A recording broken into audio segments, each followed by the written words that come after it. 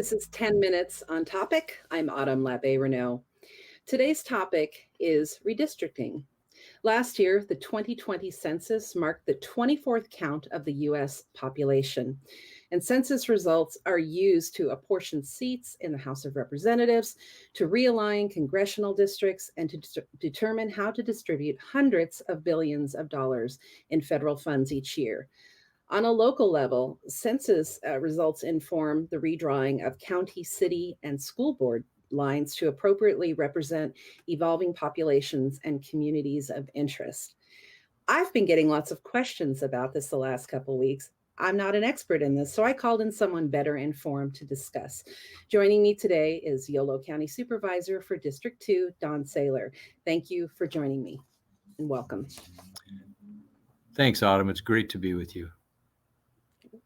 Supervisor Saylor, I think one thing that's really confusing people is that there are two redistricting processes going on, one at the county level and one at the state level. Let's start with Yolo County's Advisory Redistricting Committee. What's the mandate there, and what does the public need to know about the process and how they can give input, or what the process is? We're going to be looking at some draft maps along the way. And you were just telling me an interesting fact that the county started out with 9 draft maps and are down to 2, and one of them here is represented. So what's going on with redistricting in Yolo County? Well, thanks, Autumn. So the Board of Supervisors decided to have an advisory committee. That's similar to what we've done in the past. We appointed 5 individuals, and they were asked to appoint 2 additional people. So we had 7 members. They have met 9 times, pondered the population figures, and looked at the essential problem. We were required to have 4 public hearings. 2 of those were done at the advisory committee level, and the Board of Supervisors actually have 3 public hearings by the time we're finished. We'll be reviewing 2 of those 9 maps. We're down to 2 of them on next Tuesday. The fundamental challenge for us is that the county population changed. We increased by about almost 8%. We increased from 200,000 to about 216,000 from 2010 to 2020. And so that means that, and by law, we have to have similarly sized populations in each of the 5 districts. Every county in California has 5 districts except San Francisco. So the districts have to be the same size. In 2010, the target number was 40,000. In 2020, the target number is a little over 43,000, given the population change. So when we started out, District 1, West Sacramento, Clarksburg area, had grown from 40,000 to about 46,000, where District 5 had actually stayed almost the same, no change in population, still 40,000. So we have, there's what they're called population deviation, that the deviation from the districts, among the district population that we start with in 2020 is about 13.5%. It needs to be lower than 5% just to meet that state law. The Board of Supervisors set out some guidelines in addition to the legal requirements. We set out some guidelines that the districts should each have some urban and rural composition, that no city, we have 3 incorporated cities that are larger than the 43,000, Davis, Woodland, West Sacramento. Winters is smaller, so it doesn't actually have to be divided, but the other 3 have to be divided into at least 2 districts. So we set out a guideline that no city should be divided into more than 3 districts, and that no supervisory district should have more than 2 cities in it. And so the commission had 9 meetings and had a lot of robust discussion. Some of the conversation, that's the issue of representation of rural interests. One of the ways that the board has asked that be accommodated and addressed is to have every supervisor have some rural area and some urban area. Some folks in some of the agricultural, urban or rural settings have been concerned about that. They want people who live in the unincorporated area. And Mm-hmm. the challenge that we have is that most of our population, 86% of it, lives in incorporated cities. So we Right, of have the course. maps that if we could show that, we could talk a little bit about what the board will be Sure. looking at on Tuesday. Yeah, we have a few additional draft maps, and we'll bring those up in just a minute, and then we'll move on to discussion moving from the county to the state. But here was that first draft map we were looking at, and then we have, I believe, There's one. maps that speak to congressional, assembly, and senate and potential changes. So on the county map, you can see there's not a significant amount of change. There's some change in districts 1 and 4, some of the area in the bypass between Davis and West Sacramento. There's a little change there.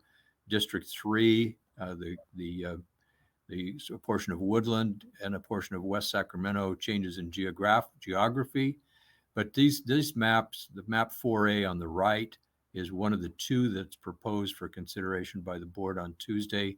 The deviation is less than 3% in that map. The Mm-hmm. other one that we'll be considering also is very close. So that's the Board of Okay. Supervisors for Yolo County. If you want to go to the next maps, there's a Citizen Redistricting Commission, which is sort of the gold standard in the United States for setting up congressional districts and legislative districts. There's a 14-member citizen commission. They're independent. They will actually be not advising, but making the final decision. This map is one of the draft maps. There's a draft map now under consideration by the Citizen Redistricting Commission. This one has, you can see this is a congressional district, and it has Yolo County is kind of included in this Yolo Lake district that includes a Mm-hmm. portion of it includes all of Napa, all of Yolo except West Sacramento, a portion of Solano County, and a portion of Sonoma County. There's some challenges with this map on the distances and some of the non-contiguous areas within Solano County. There are a number of us are providing comments to this Citizen Redistricting Commission to address that. If you want to go to the next one, it shows the assembly map, and that green area is the assembly district that's in the draft being considered.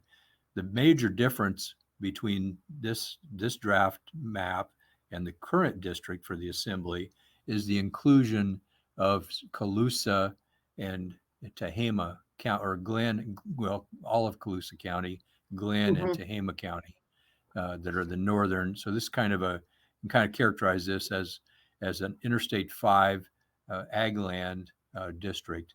All of Lake County, Right. all of Napa, and most of Yolo is included. So just a little bit of difference. Less Solano, there's no Solano County in this one, and there is in the current district. So there's some changes there Yeah. in that one. And then the Senate You know, district and is the next. Go ahead. that's an interesting point about Solano because, as I understand it, Yolo, Solano, and Napa all share some, for example, fire response duties. So there's already a great deal and management of or benefits from Berryessa. There's already a great deal of collaboration going on there, and so this process could potentially upend that. Well, that's right, and so that's been the discussion up and down the state. So the challenge that the map drawers have for the state level is that California is losing one representative in Congress. So we're going from 53 to 52. If we Right. could get that last map up just for a second, your point, Autumn, Okay. about Napa, Solano, and Yolo, the Senate district captures that better than the other two.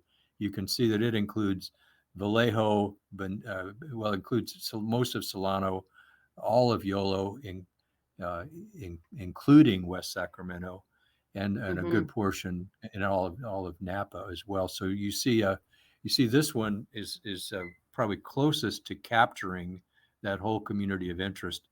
We have a transportation corridor along Interstate 80 and the Capitol Corridor, passenger rail between that traverses Solano and Yolo counties both, and we have a lot in common with Solano and with Napa. We also have a lot in common along the Delta down into the Sure. into the area of eastern Contra Costa County. And politically, that will bring changes too. The number one question I was asked, and one of the reasons I reached out to you, when people hear redistricting, they automatically think gerrymandering, and as you've made it really clear to me, as we've been talking the last week, the California Citizens Redistricting Commission, there's citizens in the name. This is actual voters who have the real stake in this process. I'm going to ask our director, Diane, to bring up the last slide that talks about where you can give public input, because as I understand it, there's still time to give input into the state process. The California redistricting site is there. I'm going to read off a couple sites, though, where people can get more information.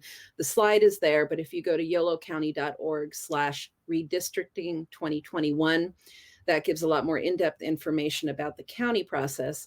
And then we draw the lines ca.org is for this state process. And I believe you said that will conclude by December 23rd. And they're inviting public input through a variety of mechanisms, including logging onto a meeting, giving public comment by email, writing a letter, by phone. So there's lots of ways. And finally, Don, if we could end with just kind of the importance. I was, reading in your newsletter, it's a time-sensitive process. There's a lot at stake, meaning that these communities of interest, that you and I always talk about the Yolo way, right? These communities of interest of how we connect and how we do things here in Yolo County and with our neighboring counties could really change. What would you like to send viewers away with in terms of the importance of redistricting? Well, on a congressional level, I think it's really important. We have a representative in Congress who can advocate for transportation projects, for rural needs, for any of the issues that we want to deal with on the federal level. We want to be sure that there's a sufficient voice in the district that can be heard. We've really been well served by our congressional representatives over the years, and we want to make sure that there continues to be a Yolo County voice at the table. That's one of the key issues. I think that having an opportunity to interact with an accessible representative is also good, and having the representatives at all levels be able to traverse their districts, to meet with people, and to have direct interpersonal connections with the interests, the issues, the challenges in life, and the ways that government at all of its levels can be a resource for people. That's what it's all about. We will work with whatever districts we as citizens bring forward, but we want to make sure that we have a voice at every level, that the people, and I speak as a citizen here, I'm an elected official who people come to, but I'm also a citizen. And I think what I want as a citizen is accessible public officials, and public officials who understand and work with the needs of our people. Great. Thanks for joining me, Yolo County Supervisor Don.Saylor for District 2. We've been having a conversation about redistricting here at 10 Minutes on Topic. We may be 12 or 13 minutes today, but that's okay. This is a really dense and really important topic. Thanks for tuning in. Check the slide for more information on where to connect.